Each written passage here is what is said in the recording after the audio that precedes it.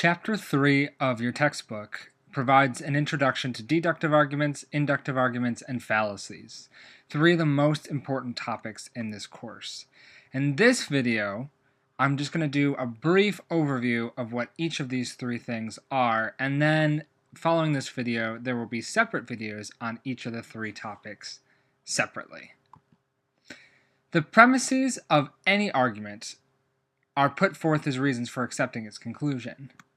Two questions thus arise. First, are the premises true? We should doubt a conclusion based on premises known to be false. Second, is the argument logical? That is to say, would the premises, if true, provide strong support for the conclusion? Let's talk first just a little bit about this question, are the premises true? To decide whether premises are true, we need information about the world, about the meaning of words, or both. For example, suppose a financial analyst argues that the stock market will go up because the Federal Reserve Bank is going to reduce interest rates. In order to know whether or not the Fed intends to reduce rates, we need to know whether or not there's been an official announcement by the Fed, or whether the analyst is depending on an insider's tip or hunch, or something like that. If we assume that the analyst is appealing to an implicit premise about the connection between falling interest rates and a rising market, we can put the analyst's argument into standard form as the following. First premise, the Fed will reduce interest rates. Second premise, very often when interest rates fall, the market rises. And the conclusion, the market will rise. To the extent that we're interested in learning whether or not these premises are true, we just have to go out and look for the information.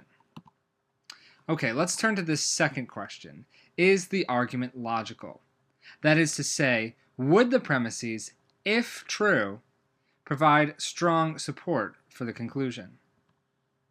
Our study of argument focuses on this latter question of whether the premises would, if true, support the conclusion.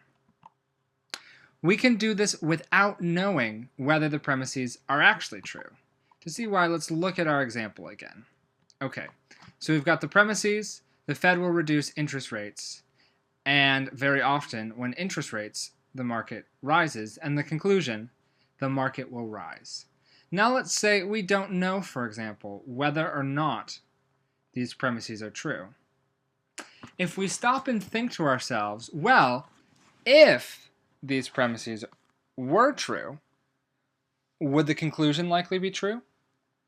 We'll find that the answer is yes, if it's the case that the Fed will reduce interest rates. And if it's also the case that very often when interest rates fall, the market rises, then it's likely going to be the case that the market will rise. We were able to tell that these premises supported the conclusion in the sense that if they were true, the conclusion would likely be true, even though we didn't know whether or not these premises were true.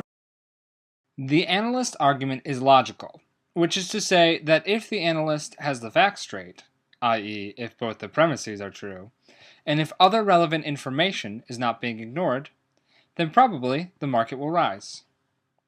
To investigate the logical strength of ordinary language arguments, we look at the context in which they occur, the meanings of the terms in the argument, and certain structural features of the arguments. We can analyze structures or forms of arguments in a general way, without reference to specialized factual knowledge.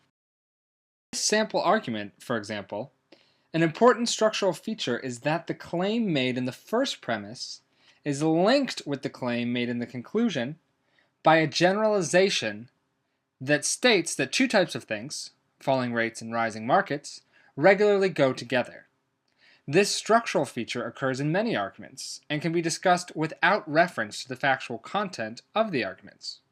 We can thus examine in a general way the structures that various arguments share, as well as how structural features strengthen or weaken arguments.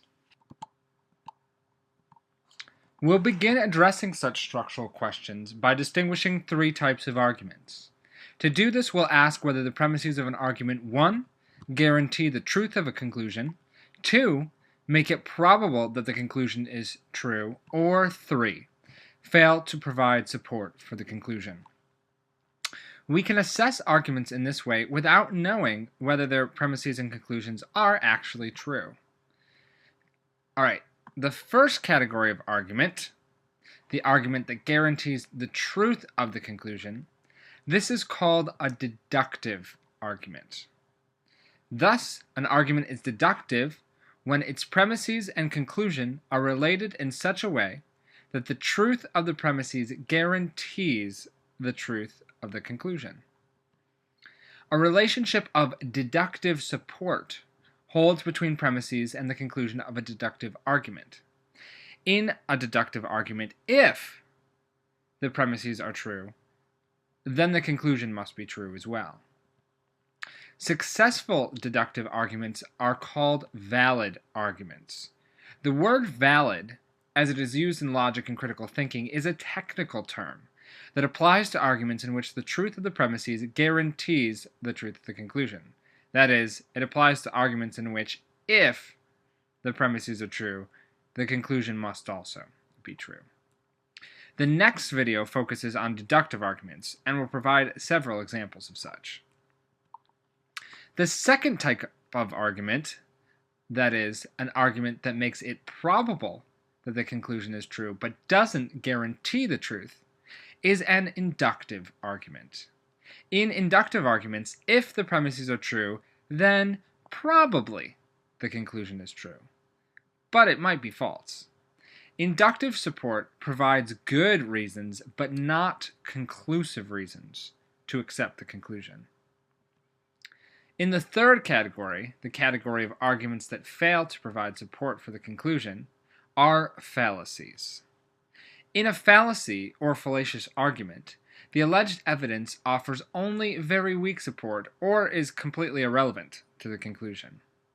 An example of a fallacy was the fallacy of equivocation discussed earlier in this course. There are a wide variety of types of fallacious arguments. We will look at a number of fallacious arguments in this course, including those that appeal to our emotions instead of providing evidence for the truth of the conclusion, and those that have structures that resemble those of deductive and inductive reasoning, but violate some standard of that reasoning. A final term we're going to look at before closing is what it means for something to be a sound argument. Sound arguments are deductive or inductive arguments that provide the proper kind of support for their conclusions and also have all true premises. So they've got both of the good things we talked about at the start of the video. They've got true premises and the premises support the conclusion in the proper kind of way. As your textbook notes, some people reserve the term sound only for deductive arguments and use separate terms like cogent to refer to a successful inductive argument with all true premises. But we're not going to bother with that distinction here, although that's something you might run across elsewhere. All right, that's all we've got in this video. In the next one, we're going to look more closely at deductive arguments.